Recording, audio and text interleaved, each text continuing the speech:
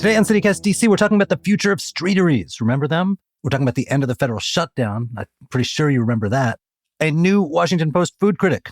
Plus, in a members-only fourth segment, we'll talk about the trend of senior Trump officials living in military bases and what that actually means for the culture of DC.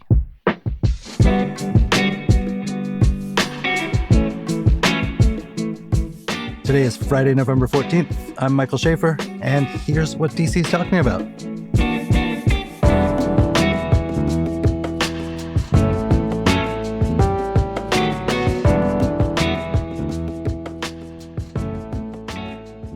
I'm here with Washingtonians Ike Allen and my CityCast colleague, Julia Caron. Hey, Ike. Hey, Mike. Thanks for having me. Hey, thanks for being here. Yeah, thanks for having me here. Hey, Julia. Hey, Mike. Hey, before we start, I want to shout out to something we love, which is a longtime supporter of CityCast, because just like us, they care about this community and the people who call it home. Longtime CityCast supporter Paulson and Nace is now Nace Law Group. Same great team, new name. So you guys, another month, another year. Streateries are still with us. The Streateries' future is still a subject of hot and oddly emotional debate. This is something you've covered, Ike, but let me just sort of like set the table and you can tell us what's going on. Streateries popped up during the pandemic. At the time, restaurants were going to go out of business because people couldn't get together inside. So the city changed its rules that enabled them to set up these things in the streets that sort of take over a parking space or something like that. Since the end of the pandemic, a lot of restaurants have said, well, why don't we keep them? People like them. They're part of our business plan. There's a lot of other people who are like, no, we don't like them. They take up parking spaces. They're ugly. They gum up traffic. And this has been sort of the divide. And what had begun as a sort of lifesaver for restaurants is now like a business multiplier, and that they can have people inside just like in the old days. But a lot of them really liked the extra tables. Why wouldn't they? But now we are heading towards a streetery cliff. What is going on? What's the deadline? And can you give us the state of play? Yeah, DDOT, the District Department of Transportation, back in June 2020, they were accepting sketches for streetery concepts on napkins. Like they were very permissive about what they were allowing. And the attitude was like, this is an emergency, let's just, be as permissive as possible with restaurants. Now restaurants that still have these streeteries would really like to keep their seating capacity, as you said. But by November 30th, they now have a pretty hard deadline. In the past, it's been free for them. The permitting has all been free, and the use of parking spaces has been free. After the 30th, so starting December 1st, DDOT is going to start enforcing one-time $260 permitting fee plus $20 per square foot annually for the streeteries. How big is the average streetery square foot wise? I'm not sure about the average. Some of them go up to 12 and a half parking spaces, which means that they could be like $24,000 a year in those annual fees. That's so much money, though. Yeah. Is it? I mean, obviously it's a tight margin industry, but that's like it's less than the cost of an extra employee. It's true. I mean, a lot of restaurants talk in very doomy terms about what this will do to their bottom line, that it won't be worth it for them. DDOT says, this is more expensive than a sidewalk cafe, but it's actually, we've subsidized like the amount that we'd be getting from a parking spot because we want these streeteries to continue. I thought that was interesting in your reporting where they sort of cost out this is what we would make from the parking spot. Is that just based on like how much they would make from meters? Or do they attach a number to like the hassle of making it like slightly harder to find parking or the hassle of slowing down traffic? Or is it just the meter fees? The meter fees are what they're using. But then Charles Allen, who's the chair of the council's transportation committee, who's been pretty critical of these new rules from DC. So he's pro streetery status quo. He's pro streeteries continuing, and his attitude is, this is actually a positive use of public space, and that we can't quantify what we get from these being in parking spots. That we actually get something you can't really put a price on, which is like people sitting out in the street dining, which is good for public safety, good for the feel of the neighborhood, stuff that you can't like put a specific cost on. Yeah. I mean, I talked to Sam Littauer, who wrote a opinion article for the 51st, and he like gamed it out and did some math. This is what he had to say. I actually just wrote a piece in the 51st on how removing streeteries in DC is a serious and costly miscalculation, and especially on the basis of economic benefit. When these streeteries are gone, on 18th Street in particular, which I'll kind of use as the focus point throughout this conversation, when those streeteries are gone, they will go back to their original use, which is metered parking. The metered parking spaces right now on 18th Street cost about $2.30 an hour. And let's just say that those parking spaces are used 80% of the time, 6 to 7 days a week. If we use that math, then the district is likely to collect about $8,400 per year just through a singular parking space. And that sounds like a no-brainer investment until you start realizing that the economic benefit of streeteries is that they pay for themselves already. Even if businesses weren't paying a dime to rent out this public space, just the mere sales tax that comes in through these streeteries more than overcompensates for the lost opportunity cost of collecting parking revenue. So if you take this math just one step further, if the district is collecting $8,000 per se a year per parking space, then for a streetery to raise that much money, it just needs to average about 9 diners a night, given a pretty conservative estimate of a $25 check in Adams Morgan, which I don't know if you've been out in Adams Morgan lately, but $25 for a dinner, that actually sounds pretty nice. He says actually that having those streeteries actually brings in more dollars for DC. And I don't know, Ike, have you done any of that math? Have you figured out, like, is that true? You know, I haven't been able to figure out between, so DDOT has it that basically parking spaces, they're subsidizing, they are making less money from this space than they would from parking spaces. But then when you take, you know, what a restaurant pays in taxes, you know, it complicates the picture. So I'm not sure what the math really is. And I think both sides have made arguments that their side has more benefit basically for DC. Sure. And also like the weighing it against just the cost of what they would make from the meters seems like so inadequate. I mean, Yeah. people who don't like these, I'm kind of on the fence, but people who don't like these, they complain much more about the like gummed up traffic and the unsightliness than they do about like, oh, you know, the quarters people put in those meters or you know, could be funding things. But this is the other thing here that I find so, you know, interesting with the restaurant scene. And is it, you know, it is a business. These are businesses. And they employ a lot of people. But it's also like people, particularly people who focus on this stuff, care about living in a city with good food and good restaurants. And there's a sort of like a Homerism, like we got to support our restaurant community. And it is a really, really, really tough business. But the other theme of this year is like, oh my God, no one's going out to eat. You know, there's the emergency and the uncertainty for federal workers and so on has kept people in, and restaurants aren't getting enough customers. So we've sort of got these two things where on the one hand, people are saying, oh my God, not enough people are coming. And on the other hand, people are saying, oh my God, we need to have these tables that enable us to double our capacity. And I'm sort of like, which is it? Yeah, it's hard. I don't know. I mean, when I talked to D-Light last year for our piece on Streateries, they basically said like, yeah, in the nice months, we literally double the amount of people that we serve, which potentially means double the amount of money. And as we know, it's like thin margins. Right. But this year, the changes in the economy and the uncertainty and the public safety questions has allegedly led to a lot fewer people wanting to go out to eat, you know, in these last few nice months.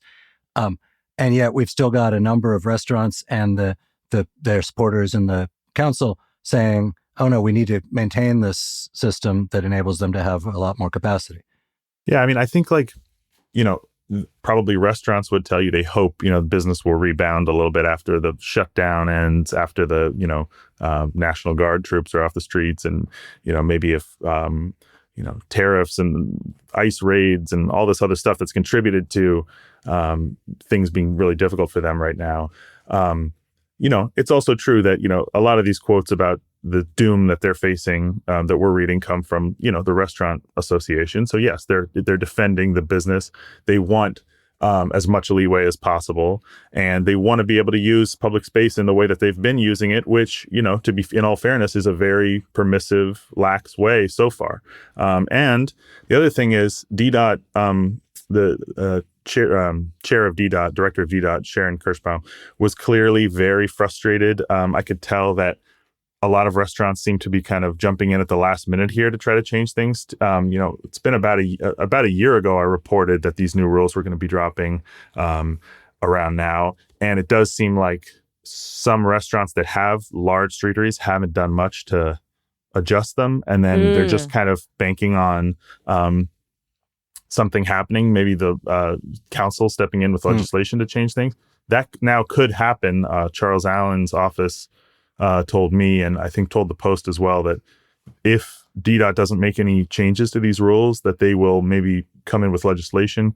The big sticking points for them are weathering, like allowing more year-round use of streeteries by having more permissive policies about heating and walls enclosure of the streetery. Right now, the rules will say that basically you can't have walls above the railing height for visibility, for like traffic safety, and then and pedestrian safety. And then the other thing is just the cost. They want to try to bring down the cost per square foot to something more akin to what sidewalk cafes, what those cost for restaurants, which is like $5 a square foot. It's much cheaper. Wait, can I? One of the other weird things about this sort of quasi controversy is, there are any number of vocal defenders of the restaurants and the restaurants that want to maintain their streeteries. Charles Allen, a very progressive member of the DC Council, is out there. And they talk about this as sort of them, like these people who are out to squash this. But no actual person, other than like faceless bureaucrats at the city transportation department, are attached to the anti-position, to the we got to wind up this thing that might have been an important thing in the pandemic, but is no longer so essential. Is there anybody who has actually like dared attach their face to that position? Some residents of the beautiful neighborhood of Georgetown have done that. I would say this group called Georgetown Coalition for Public Spaces. Somebody named Stephanie Scott who co-chairs that. I saw Tim Carmen at the Post had talked to her, and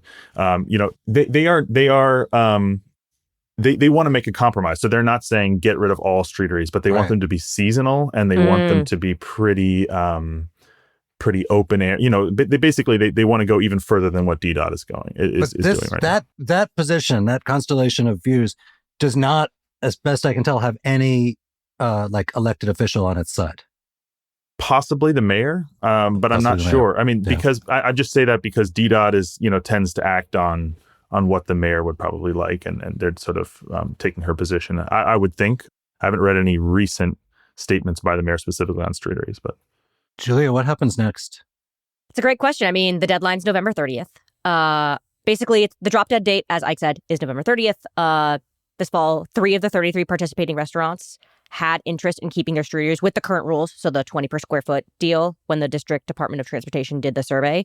The city's going to remove all of the dining platforms. It's a cost of $100K, and it plans to extend them, to use those to extend sidewalks in Gallery Place instead. So what does that mean on December 1st? If I go out, will these things all be gone? Or will some people just keep doing it until someone shows up and gives them a ticket? I think it's if you give them an inch, they're going to take a mile, right? Like, I imagine it'll take time for the city to deconstruct all of these things. It took a while for them to build them and get them up to code. It'll take a while for them to, show up, remove Jersey barriers, get them out of the way, and say, hey, man, can't eat outside in this parking lot anymore. You've reported on this a lot, and I know that it's one of these things like bike lanes or whatever that just drives carries an emotional weight that's probably out of all proportion to its importance as a public policy thing. But there's do you have a sense of sort of where general opinion in Washington is? Because I think a lot of people might look at this as as, look, these are a nice thing. I kind of liked it. And in this year when all kinds of other nice things are being taken away, here's another. I'm not sure, but I'm not sure what the most common opinion is. I'm not sure, if you took a survey, I think probably a lot of people would be upset about the loss of parking spots and some people would have problems with, the sort of tumble down, older kind of wooden ones that weren't really built right. But I think most people would say it's smart to kind of rethink how you use some amount of the street. And the pandemic kind of was this huge transformation that made everything happen really quickly for kind of how we rethink public space and maybe pedestrianize more areas, make more areas available to kind of for businesses to use for various things. And it's a nice idea that we could change that. So I think it's kind of hopeful to think that it could become permanent in some way. But I also think most people would probably agree that there have to be rules for what they look like, what sure. streeters look like.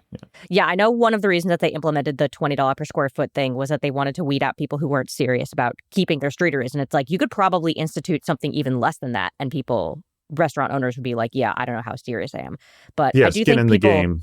Right, Yeah. skin in the game. And Yeah. I think the big thing that we figured out, at least during COVID, and I know maybe our executive producer, Andy, has said this, is, people like eating outdoors when it's nice. And this offered an opportunity to do that.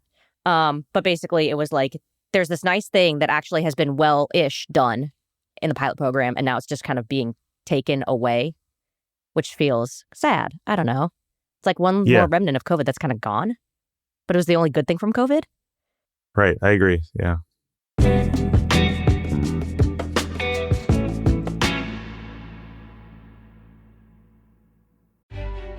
At Mosaic Theater, don't miss a New York Times Critic pick and must-see play of the season, A Case for the Existence of God. From the award-winning screenwriter of The Whale and MacArthur genius Samuel D. Hunter, A Case for the Existence of God is about two fathers from very different backgrounds who form a powerful bond of friendship. With humor and hope, the play illuminates the crisis of male friendships and demonstrates how we can learn to communicate over divides of race, class, and sexuality. A Case for the Existence of God plays November 13th through December 7th at the Atlas Performing Arts Center. Get your tickets now at mosaictheater.org. Life can flip on a dime. 1 minute, everything's normal, and the next, someone else's mistake shakes your world upside down. And that's when you need a team you can count on. NACE Law Group has been standing up for DC families for decades, fighting for neighbors hurt by medical malpractice, wrongful deaths, and serious injuries. They don't just settle quickly or push papers. They dig in, fight hard, and make sure every client gets the justice they deserve. And here's something that I personally love about them. They are a longtime supporter of this very podcast. Because just like us, and just like you, they care about this community and the folks who call it home. So if you've been hurt or someone that you care about has, just pick up the phone. Call NACE Law Group.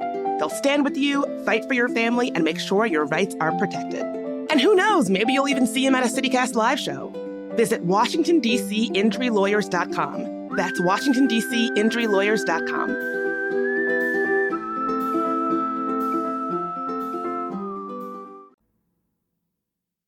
So speaking of good things being taken away, in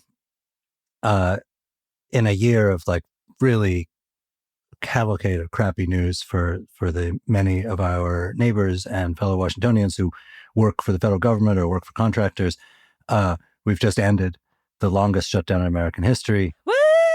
Is it a good thing? I mean, but let's avoid the national politics piece of that, because I think that obviously for people around us who haven't been getting paychecks, who've been actually scared about making their mortgage and stuff, it is good that they're going to get paid again. And apparently they're going to get their back pay that had been threatened. And some of the administration layoffs that they did as a sort of punitive measure after the shutdown started are going to be rolled back. I have a pretty strong doubt that a lot of these folks are going to go back to status quo ante, with their spending and stuff, because I think this all takes place in this year of just constant news that reminds people who had thought they were living a rather secure existence as federal employees or as people in this sort of Washington machine that never stops, that actually there's a lot of precarity in your life too. And, that makes you think twice about, how much you want to drop at that streetery. Yeah, that's definitely true. I mean, I know in terms of like having people coming back and, funding things, the Supplemental Nutrition Assistance Program, SNAP, is now funded through September 2026. I know for a lot of states and also for DC in particular, if the shutdown had gone into December, that would have been a huge problem because they had funded it on November 10th. But it was going to be questionable about whether they could move forward. So that is good. And people can, get their benefits, eat food. Big fan of that. The other thing I will say is we are coming up on like holiday season, and with the air traffic controller stuff, I booked my flight like a couple days ago, and I didn't know if the shutdown was going to continue. And my view was, okay, if I book the first flight out to wherever I'm going on whatever day, it's harder for that to get canceled and screwed with than a later day. So hopefully, it doesn't affect air traffic travel as much over the holiday. But I don't know. I think we're still going to see some like delayed side effects of this happening. Yeah, I mean, the uncertainty piece that you're talking about, Michael, is interesting. I just think the, realization that we are kind of more of a company town and that like the mill can close, and that's the thing. The mill can close. Yeah. We always thought that like we're totally insulated from the kind of like hollowing out or economic downturn that can happen with the main industry of a place closing. But, if the executive is interested enough in, these kind of sustained attacks on like the civil service, we actually can have the mill sort of not close, but lose a lot of jobs and create a lot more uncertainty and precarity. But in that sense, obviously, the shutdown ending in the short term is probably an exciting piece of news for most people in DC. I also think the SNAP piece is obviously good news for now. Yeah, I know one other thing that's going to happen is that the deal to fund the government through, and again, this is until January 30th. So it's possible we do this song and dance all over again, right? It reversed more than 4,000 federal layoffs that the Trump administration had attempted to implement early in the year. So then the question now becomes like, are these people's jobs still going to be in limbo January 30th when we eventually face this again? I think the answer to that is yes. I think that, this is what Ike was saying, that in this year of precarity, like everyone's jobs are going to be in limbo. Even people who thought that they, by choosing to work for the government, had entered a limbo-free zone. Mm-hmm.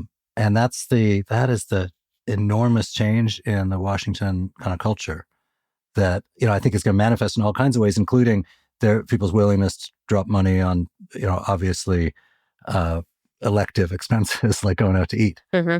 And it applies to DC's local government too. I mean, the $1 billion from DC's budget, is, I guess, now being restored. But it's also like, the fact that's just kind of keeps being played with and has been just this question all year is just feels like it just only adds to this sense of uncertainty. Yeah, like how do you make a budget if you're just like $1 billion is magically gone for stuff that I want to use, And the House can just sort of do what it pleases there. Yeah. Well, I think you make it by being incredibly cautious about where stuff's coming from and gaming it out years in advance. Unfortunately, what it also does is make at least some people really skeptical about ambitious new things that cost money, and that is going to manifest even in our progressive local government. Is going to, by necessity, at least if they're responsible, is going to be more cautious about spending money on things that a lot of people might agree are like really good things to spend money on.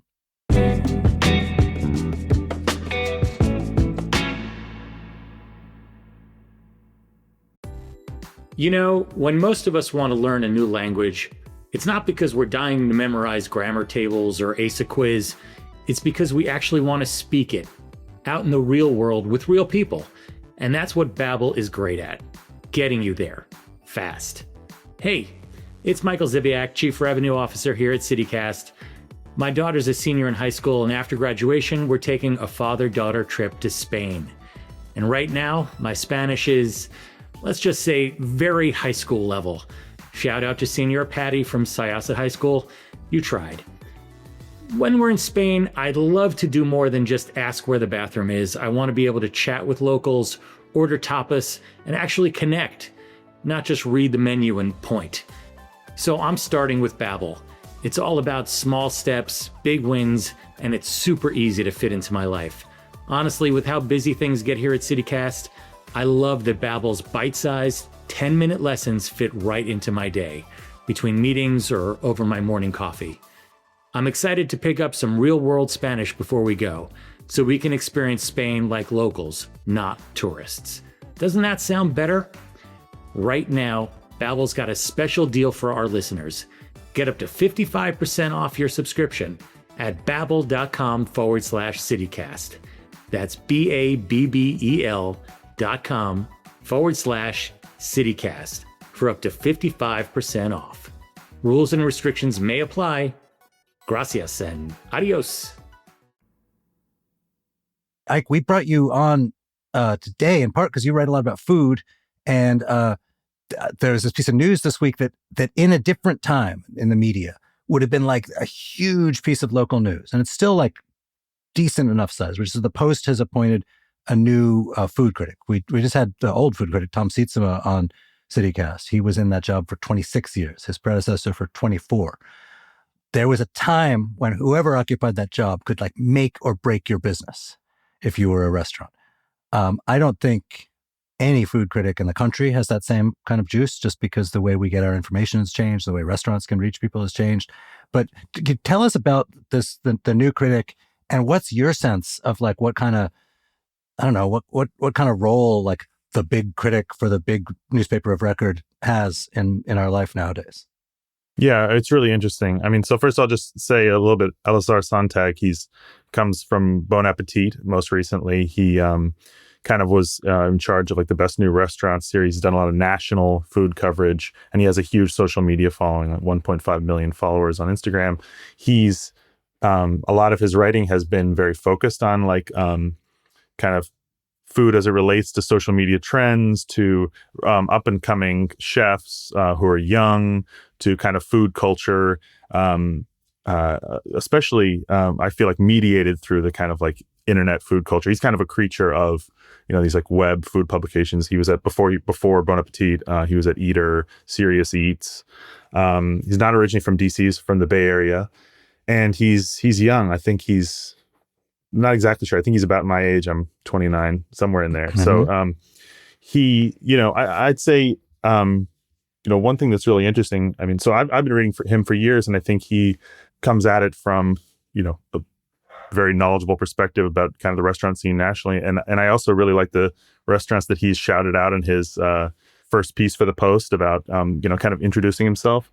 Rinconcito Cafe, Saint's Paradise, the cafeteria and church near... Love that place. Yeah, near the convention center. Betaseb, which is a really excellent Ethiopian place that I always take people to in Silver Spring. So far, I totally approve of his choices. But yeah, I think he's, he represents definitely a different kind of critic from this sort of the model of like the sort of newspaper critic who could make or break a business. He's not going to be anonymous. Most importantly, that was the big thing. So back in the day, that restaurants devoted so much effort to like finding out like who is this person and what do they look like and what's their taste and where are they going, and you talk to a lot of people in the restaurant industry. What's their reaction? Are they doing all that same stuff to try to sort of get a leg up, even if they can physically recognize him? I don't think they're doing the same level of preparation. I still think probably some places have a picture of the person on the inside of the kitchen door. I've worked in restaurants that had that, and I think that's still places still want to recognize. Obviously, they still want to. You will still get a certain level of special treatment if you're found out as a food critic, I think.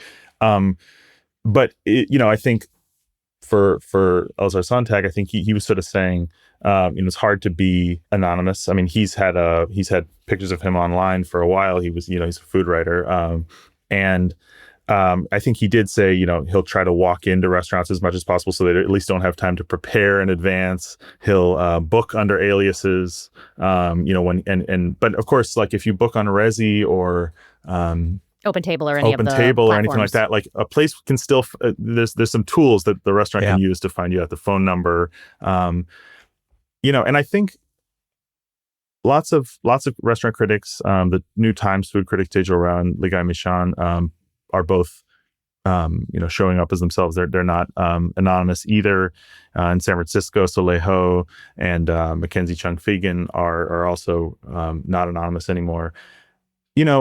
Ann Limpert at Washingtonian is still anonymous, and I think still makes an effort to be anonymous. According to the story about Ann, someone once said she looks like a young Joan Didion.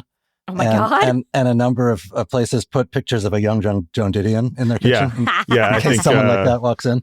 Yeah, Jessica Sidman told me that story. She really does. So, I guess that's a tip for restaurants. But I think, I would defend on some level anonymity because I think, although we're all writing about food culture and we're kind of interested in questions beyond just like the strictly like consumer driven, is this good or bad, or is this worth your money?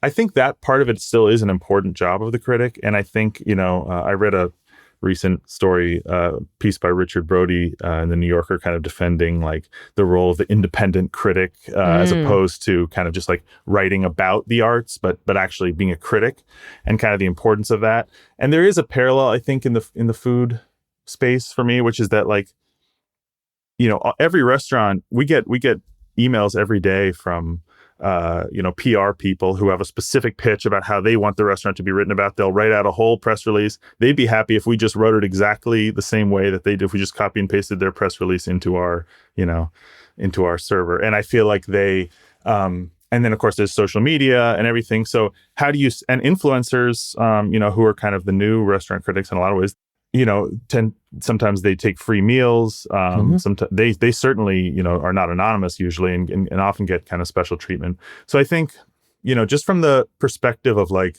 that one of the jobs a critic has is to sort of protect the consumer, I think anonymity kind of does help do that, and independence helps do that.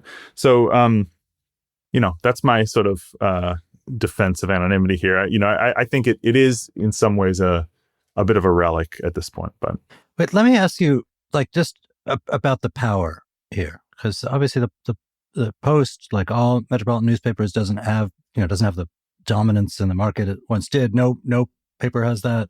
Like, let's say Julia and me opened a restaurant, and the New Post food critic, Elzar Sontag, went to it and decided it sucked, and gave us a terrible review, not such a terrible review that it goes viral, but just gave us a like, do not come here review. Would that be the end of us? Like, let's assume we were doing all the other stuff right. We had a cool Instagram page. We were, comping meals to influencers. We're doing all the other stuff people do nowadays. Could the Post critic still shut us down? It's a good question. I think Julia's entire future is riding on your answer. It is riding on your answer. I've heard of cases of something like that happening recently in other cities.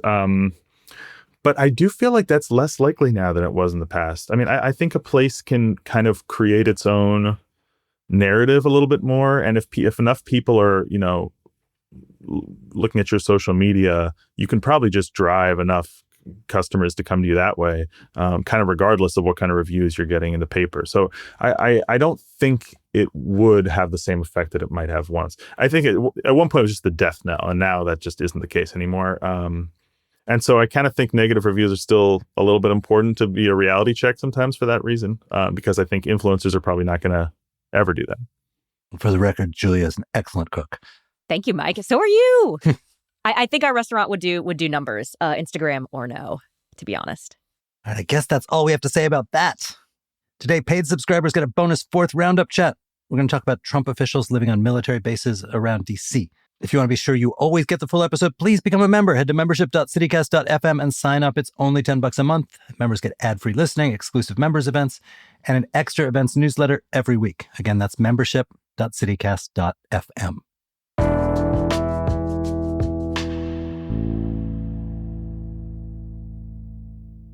Well, listen, Ike, it was awesome to see you. Thank you for being here. Thanks for having me. Julia, good to see you. Thanks, Mike.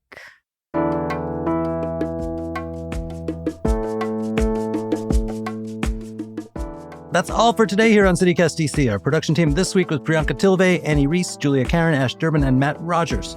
Newsletter editor Kayla Cote-Stemmerman and McKenna Harford wrote our fabulous newsletter Hey DC this week. And our hosts are Bridget Todd and me, Michael Schaefer from Politico. Music is by Alex Roldan, with additional music from Triple Scoop Music via Getty Images. If you enjoyed the show, why don't you text your friend who looks like a young Joan Didion or any other prominent literary figure. We'll be back Monday morning with more news from around the city. Bye.